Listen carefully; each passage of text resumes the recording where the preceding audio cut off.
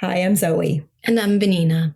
We're two academic workers living in so-called Canada who have felt disempowered by our own experiences of precarious conditions at universities. We're also longtime activists in movements against racial capitalism and settler colonialism. Faculty who are on temporary contracts are also known as adjunct, sessional, part-time lecturers. Whichever name gets used, we teach upwards of 50% of the courses at universities and colleges. Many of us are overworked, over-scrutinized, underpaid, and insecure. In this podcast, we are talking precarity and its effects on scholars, students, and education itself. Precarity is financial, social, political, and psychological, often breeding isolation. In fact, our disposability unites us with the many people who labor under precarious conditions. Together, in conversation with workers, comrades, researchers, and others, we use care and humor to disrupt the silence, shame, and exploitation of our lived precarity. By talking precarity, we build solidarity.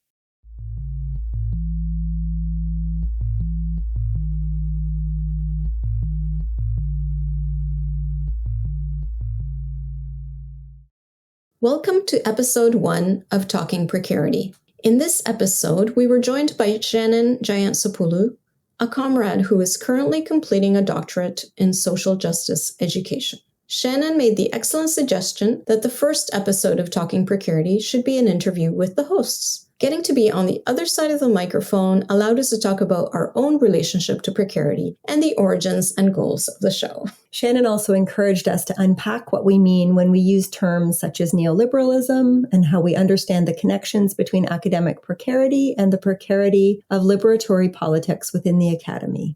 Please check the show notes to access the podcasts and publications we mentioned in this episode. We recorded the segment back in 2024, so there are aspects that are dated.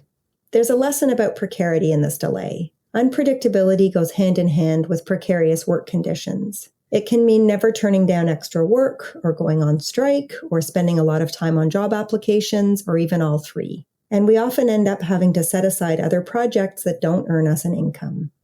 We would like to express deep gratitude to Shannon, who has been such a huge support in getting Talking Precarity off the ground and into your ears. This is our first episode, and we're still learning all the ins and outs of recording, so please be patient with the technical glitches. You may hear someone, and by someone I mean me, dropping a spoon in the middle of the episode.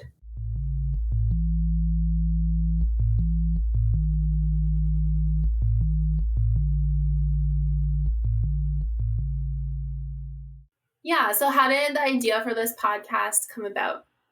Okay, so I was terminated from a job that I had been doing for 7 years in 2021. And basically I was terminated the year that I would have been eligible for, if I had been renewed, I would have been eligible for a continuing position. So, that was really tough. And at the time I didn't speak out because there were several carrots that were dangled before me, and we call these academic carrots or neoliberal, carrots, these potential precarious rewards that you are offered and that kind of buy your silence. So, for instance, I was told, maybe we'll have a position for you in a year. Maybe it'll be a better position than the one you're in now. So implicitly, I understood that I shouldn't protest the unfair treatment that I received because maybe there was going to be this kind of reward for my silence. And I also didn't speak out at the time because my termination, even though it was unfair, it was within the rules of the academy, the neoliberal rules. By early 2022, it became clear to me that there would be no place for me within my old department, even though they were conducting new hires, creating new positions, and they were still teaching the courses that I had been teaching in. So those were still requirements. But at that point, when I realized that there would be no position for me, I started to make some noises. Initially, I tried approaching the department directly. When they did not rectify the matter, I went public with a letter. And when I went public, I received a lot of support from many folks, and particularly strong support from former students. And at this point is when I learned or I actually remembered. It's that lesson that we already know as social activists, that speaking truth to injustice is very powerful and it's empowering. And up to that point, I had felt very isolated. I felt shame, actually, because honestly, when you're a precarious academic, you're made to feel that your precarity is your failure rather than the academies, rather than the institutions. You're made to feel that you didn't publish enough, your research agenda isn't strong, and blah, blah, blah. You just aren't excellent enough.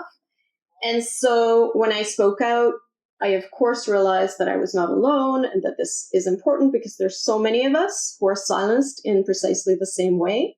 So then I was invited to be interviewed on a podcast by Ethel Tungahan, Academic Aunties.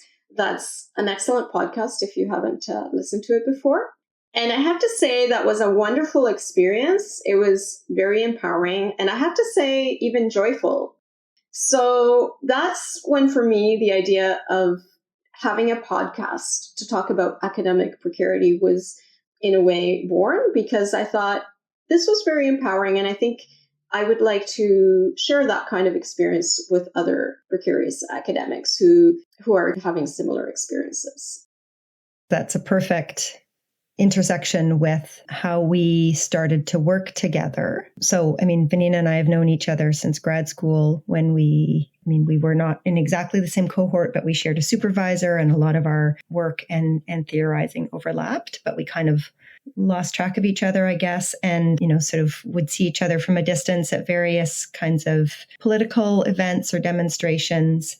But I hadn't really been aware of what was happening with Vannina at the time until I heard about this episode of Academic Aunties and listened to it and kind of got the full scope of the shit that had gone down. I'd been thinking for a little while about academic precarity, but from the point of view of organizing, because I was part of a bargaining team at a university and, was really seeing the ways that the employer reinforces precarity from the point of view of contract negotiations and kind of all of our efforts to represent contract faculty and achieve some pretty small measures of job stability for contract faculty. And so I was thinking about wanting to do some kind of larger organizing and or do some kind of project on academic precarity. And then, so I heard this podcast with Vannina's story, and then we bumped into each other again at a demonstration. And I said, hey, I heard what happened to you, and I'm so sorry. And we got to talking about that we both were interested in doing some kind of work on academic precarity. And we thought, okay, we'll start super small. We'll start with like a Google Doc.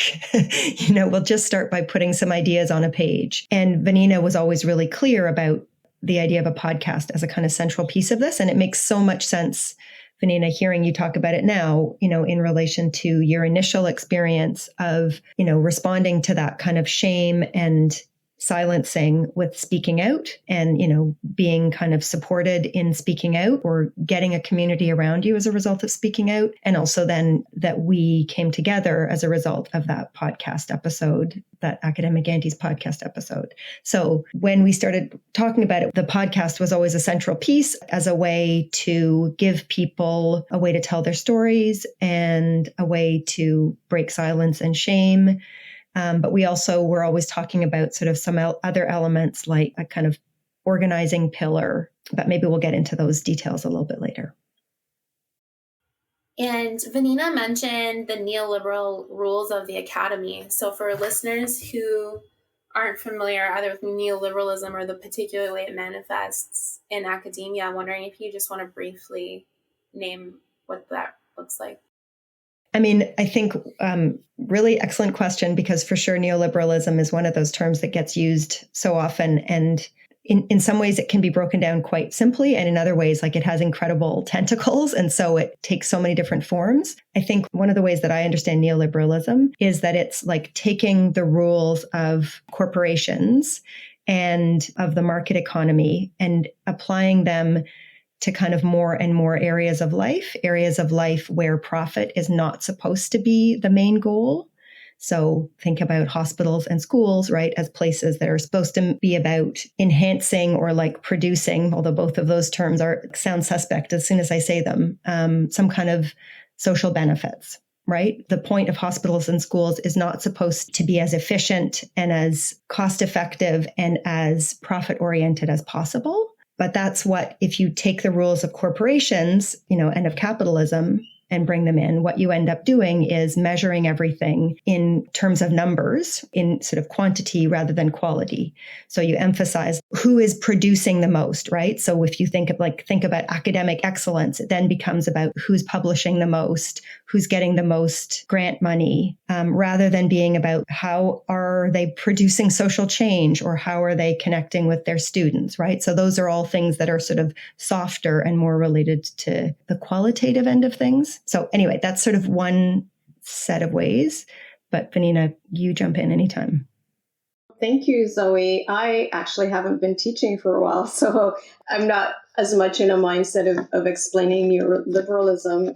I would just add a couple of things, is that what we see with neoliberalism is that students over the past 20 years or 10 years have increasingly become positioned as clients and consumers rather than as students. And so we see a different kind of attitude that is set up towards education, where they are buying a product. And, this feeds into the way that professors are evaluated and viewed and held accountable in different ways. So, for instance, when we talk to colleagues at some universities, they are asked on their syllabus to explain how their individual, first year course, what kind of job does this apply to? What kind of job can you get because you took this course? Which is a ridiculous question, but that's a neoliberal question, right? What kind of job does this prepare you for, this course that you're taking at university? So it's this kind of profit-driven and product-driven ethos or mentality. And the other thing I would add, and I think that it deeply impacts academics who are precarious, is that it's very centered on the individual, so that the individual is responsible for their condition, for either their success or their failure. And so for folks like myself who were not successful in landing that tenure track position and therefore are precarious, well, it's not because actually the number of tenure positions the proportion of them have been falling over the years. It's actually because you're not excellent enough. You haven't published enough. Your research agenda isn't interesting enough. And so I think what's dangerous is the ways that we also come to internalize that. We come to internalize some of those neoliberal ideas and blame ourselves for our own precarity. So thank you for asking that question, Shannon, because I know that word does get thrown around a lot. And I think it is important to explain some of the ways that we are using the term neoliberalism here. What do you hope to accomplish with this podcast?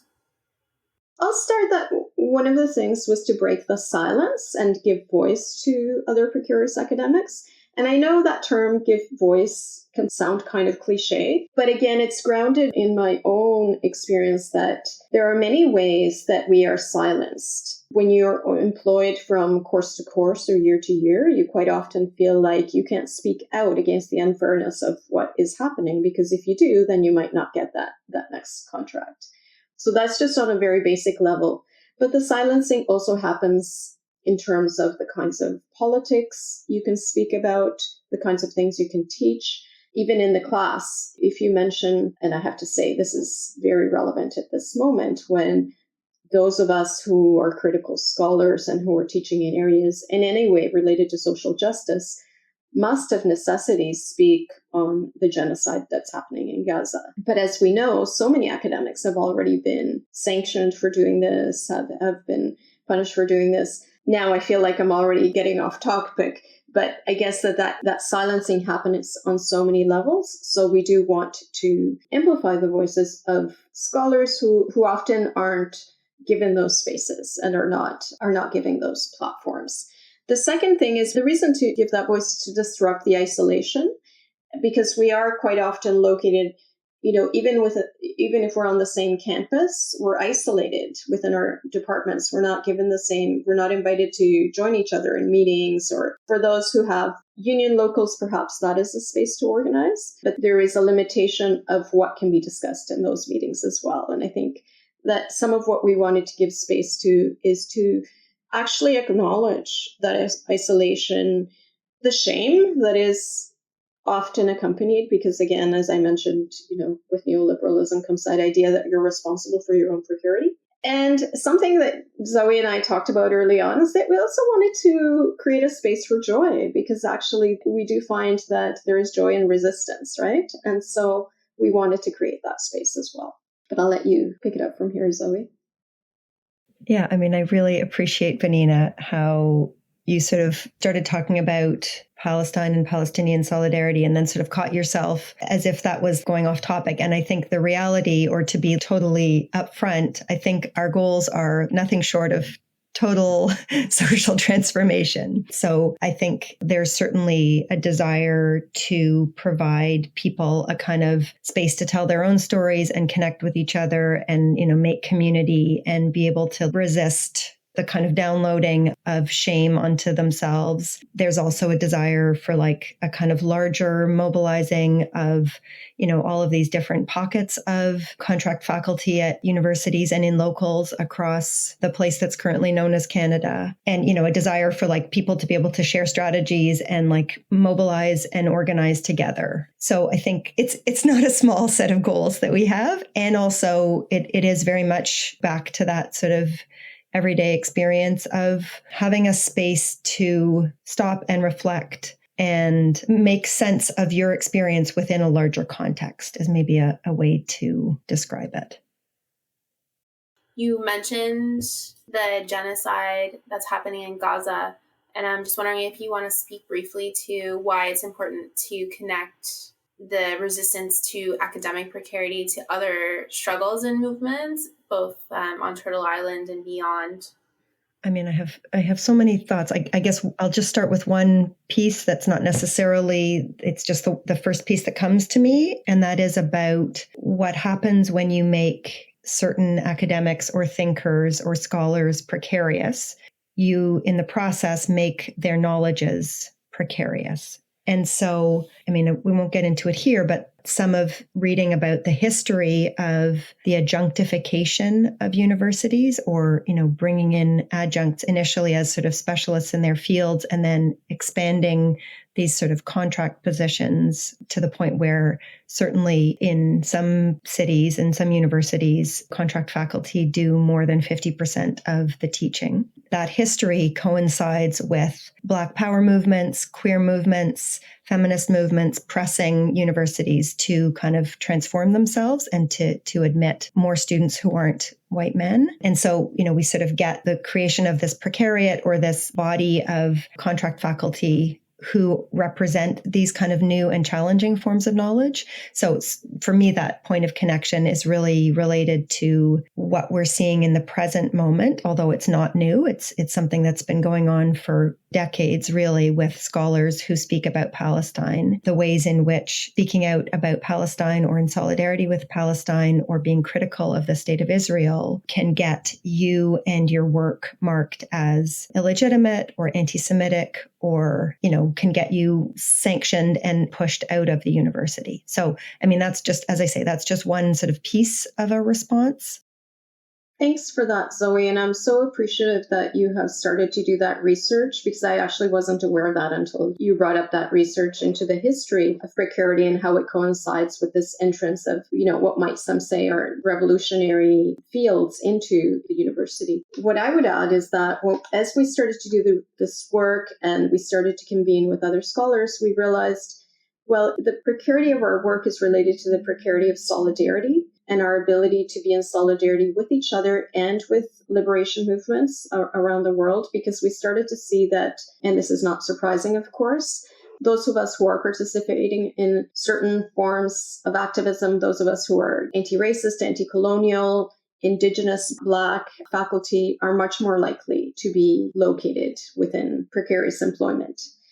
And the other piece to that is the ways that precarity itself is a tool of the neoliberal university. And what I mean by that is it's almost like a threat that is held over everyone that, if you have this tenured position, but there are these other precarious folks over here, look at them, and so it's almost like a threat and a promise. Look at what happens to those who aren't astute in the ways that they carry themselves and who are not. I think it really encourages self-censorship. It creates what Cheryl Nestle has called a chilly climate. Cheryl Nestle has done excellent research on this, and she has noted the ways that anti-Palestinian racism creates a chilly climate at universities so that folks are afraid to speak out in terms of whether it's against the current genocide or, of course, the ongoing occupation of Palestine that has been going on for over 75 years.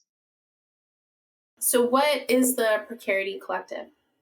One of the pieces of this project, and also one of the places this project starts from, is really a collective of folks who have been meeting kind of infrequently and in different numbers for at least a year and a half, maybe even going on 2 years. And that's a group that we call the Precarity Collective. In reality, the Precarity Collective started because Vannina and I know like many excellent and interesting and lovely people who are precarious academics. And we reached out to them and asked if they wanted to get together and talk about our idea. So let me pause it there. And Vannina, maybe you want to pick up.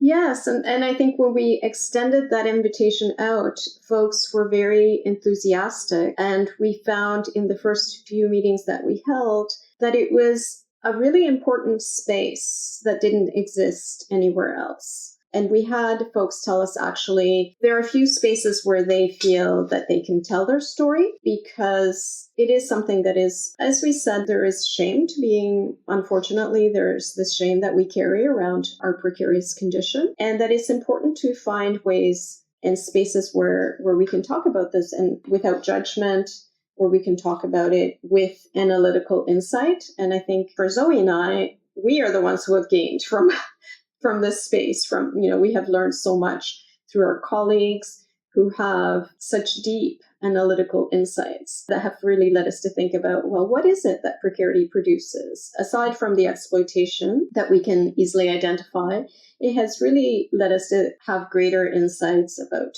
the ethos of neoliberalism and precarity, and has really led us to connect with some excellent thinkers, really interesting analytical thinkers.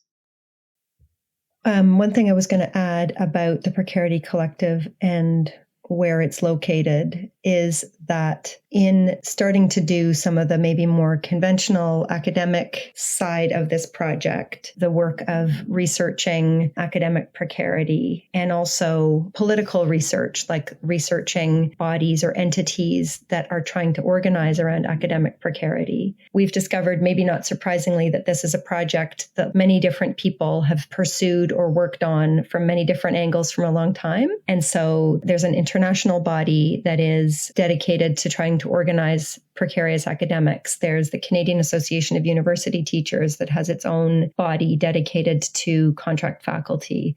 There's an aspect of CUPE, which is the Canadian University of Public Employees. It has an Ontario branch that's all about university workers. So, I guess part of what I'm trying to say is that we started from precarious academics, but I think we're also really interested in making connections to cultural workers who are precariously employed, to, other kinds of gig workers, migrant workers. So, there's sort of those sorts of like possibilities of the Precarity Collective, as well as thinking about the Precarity Collective being situated alongside other kinds of organizations or movements to address academic precarity in particular. I think we've also seen, like, as a result of the ways in which precarity destabilizes your life, we've seen people come in and out and have differing degrees of capacity and availability to participate in our conversations. And some people have been able to be there every single time we've met, and other people have kind of come once and, said, keep me informed, but I'm like teaching at 3 campuses this term, or, things along those lines.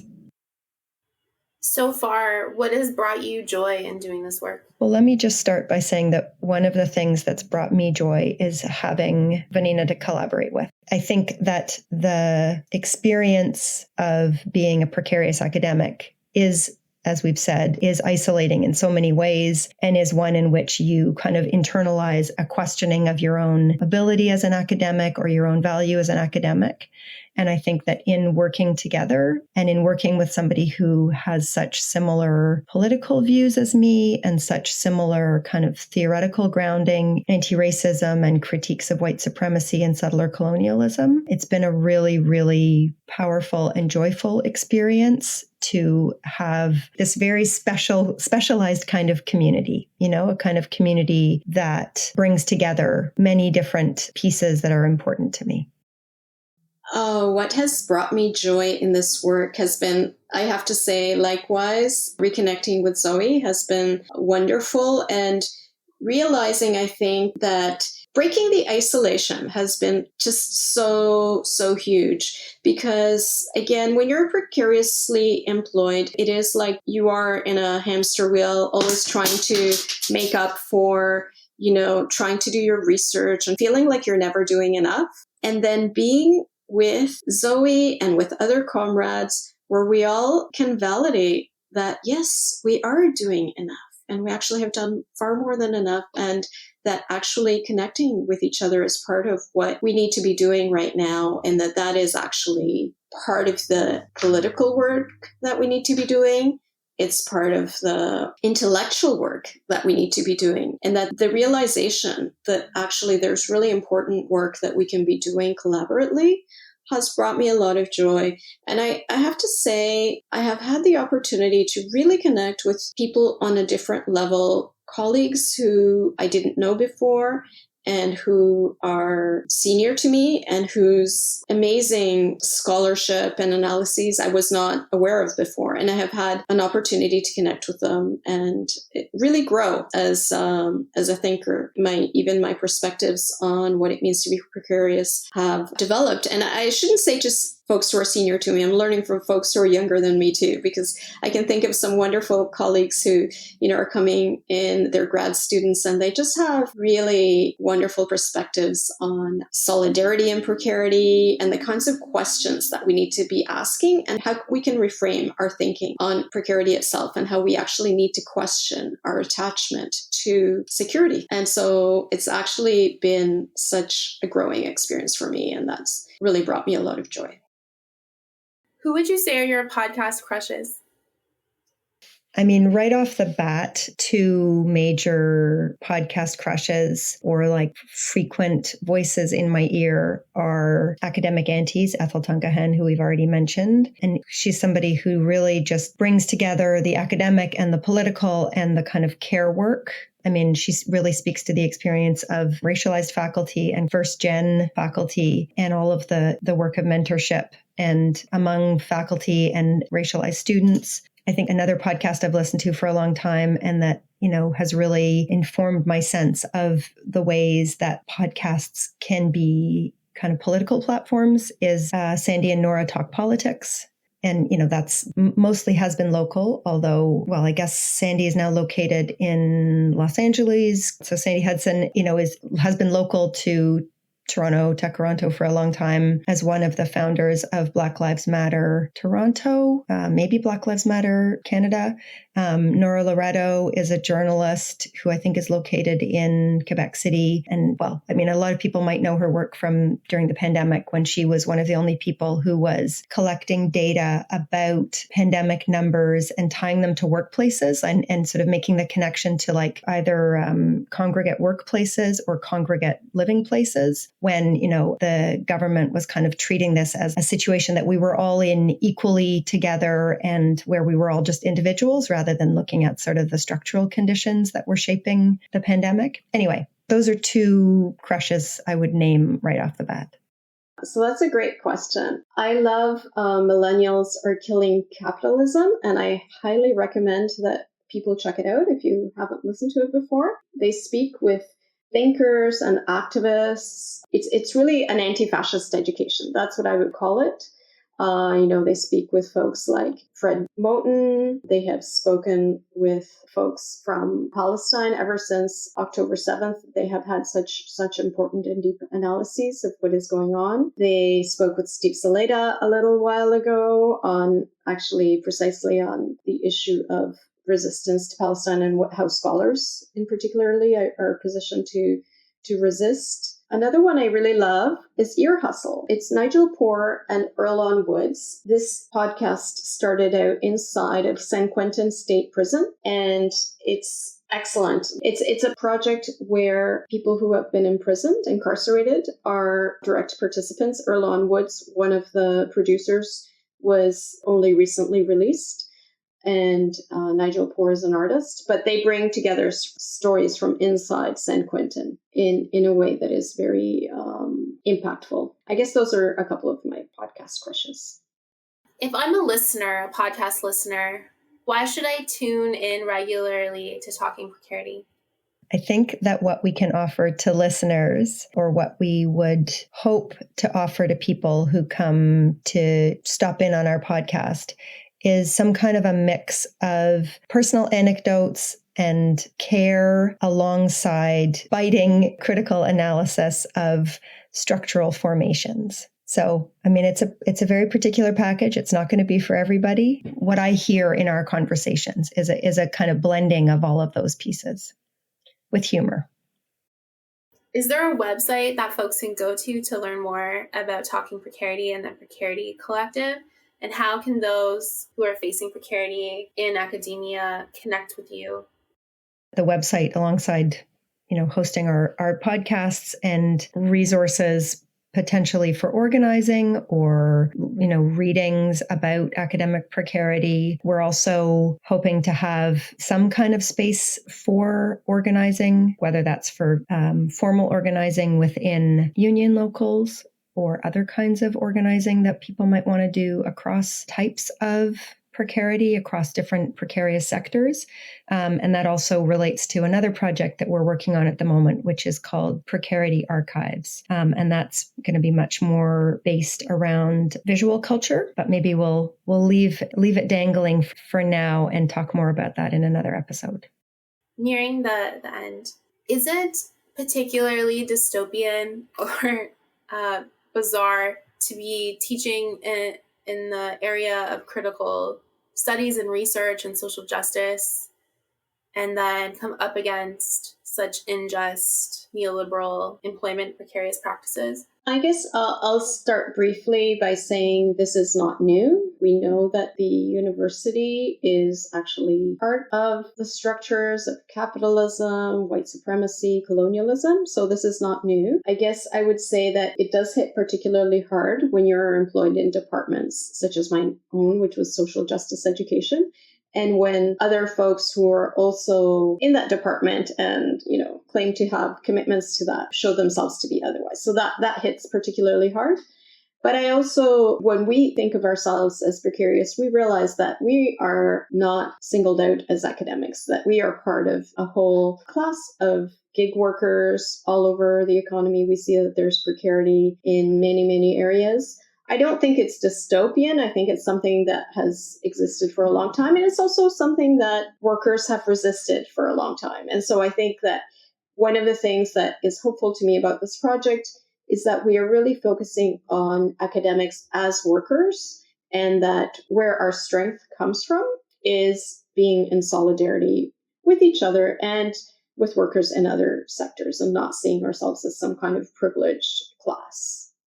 I think that folks who have revolutionary thought have always gravitated to that space because it's one of the only spaces in our society where we have the time to think and to think deeply with others. It's not the only space, and by no means. I mean, there's a lot of deep thinking that goes on in other sectors and in other revolutionary sectors, in neighborhoods, in prisons, in communities, but that this is one space and that we should not cede it, because when we do, that will be a huge loss.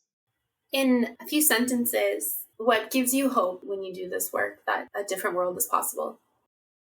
I think that one of the things that's giving me hope right now is seeing the kind of incredible grassroots movement around Palestine. There have been, these kind of recent real disruptions of organizing. Before the pandemic, I think there was a real groundswell of solidarity with Indigenous folks, Indigenous land defenders, particularly in Wet'suwet'en territory, who were standing up against a pipeline. And there was a real, movement across the territories to shut down Canada. And then the pandemic happened, and that really shuttered some of the organizing. It didn't stop the pipeline, unfortunately. But, then with the murder of George Floyd, we saw people kind of rushing out of their houses and again, taking to the streets, regardless of whatever, restrictions there were on congregating and people needing to be together and, rise up in that way. And I feel like this is sort of another iteration of Palestinian solidarity movements and movements for Palestinian return and so on have never stopped alongside other kinds of indigenous movements. But I feel like this is a movement right now that is just bringing people together and bringing people into organizing and with a degree of energy. Not to say that it's perfect, right? There's also conflict and tension and people burning out. And also there's just so much strategizing and so many different ideas. And for me, I sort of look beyond this to how we need to confront the climate crisis and all of the ways that there's a kind of growing authoritarianism and how that's going to be brought into play as resources start to be more and more scarce. So I'm trying to be really hopeful. I am really hopeful about this present moment of grassroots activism and all of the kind of intersectional alliances. Yeah, that's what's giving me hope. What gives me hope at a time like this? I have to say that the Precarity Collective is a site that fuels my hope. Our own little precarious community offers us brilliant lessons with their deep analyses and thoughtful organizing. When I look around during our meetings, which are often on Zoom, I see that I am in the company of wonderful comrades who have so much to teach us about what solidarity actually looks like. Now, since October, of course, it has been so crucial to think about how to maintain hope during the atrocious acceleration of the genocide that is being waged against the Palestinian people.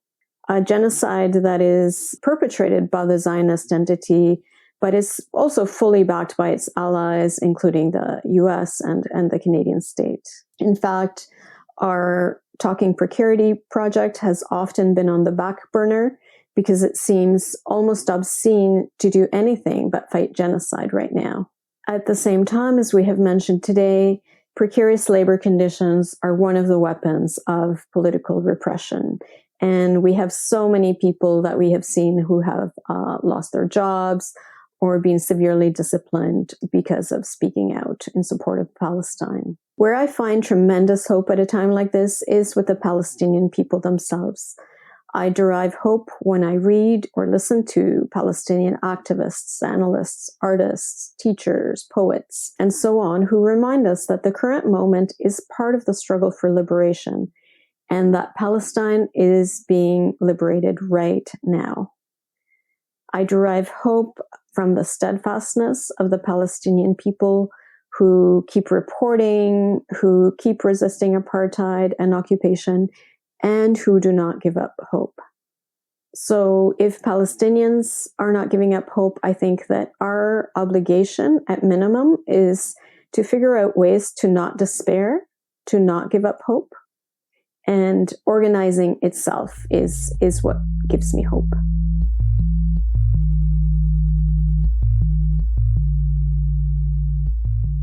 Thank you for listening to the first episode of Talking Precarity, where guest host Shannon interviews the hosts Zoe and myself, Vannina. We discuss the origins and intent of this show and how we understand academic precarity as being located within the wider spectrum of labor insecurity under neoliberalism. In the process, we make links between precarity and the repression of solidarity, particularly within the context of solidarity with Palestine. That's all from us for now. Thanks for being part of the conversation. We welcome your comments and suggestions and stories, especially your own experiences of precarity and any actions and organizing you know about. Visit our website, talkingprecarity.ca, to get in touch.